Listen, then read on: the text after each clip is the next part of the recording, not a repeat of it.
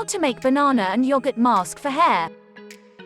Mash 1/2 ripe bananas in a bowl until there are no lumps. Next, add 1 tablespoon of yogurt, 3 teaspoons of honey, and 1 teaspoon of lemon juice to it and mix well to form a smooth paste.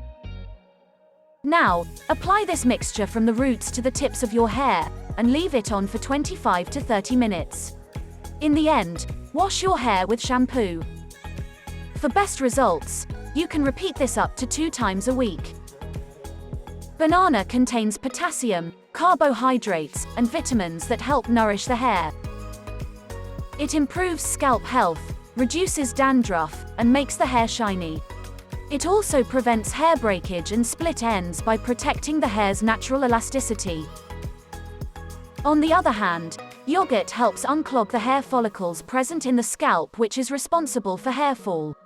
It makes the roots stronger and helps the follicles get the nourishment that it needs. Hope you did get some value out of our today's video. If you really did, hit subscribe button, press the bell icon in order to get regular updates from our channel.